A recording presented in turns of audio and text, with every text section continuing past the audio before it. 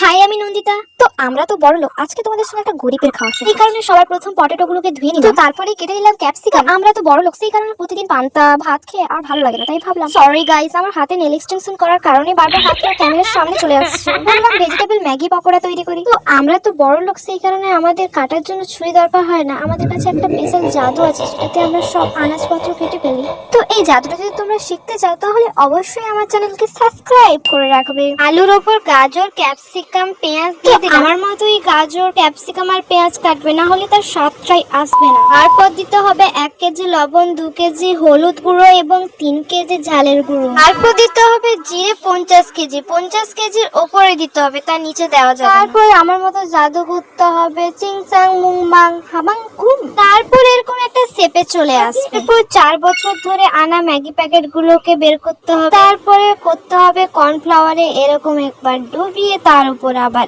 এরকম ম্যাগি দিয়ে তেলে দিতে হবে। তারপরে তো এটা তেলে দেওয়ার পর আমি ভিডিও ক্যামেরা অনই করি। আমাকে এভাবেই এগিয়ে যেতে হবে। তো তোমরাও একবার খেতে পারো এরকম বানিয়ে বাড়িতে গরিবের খাবার।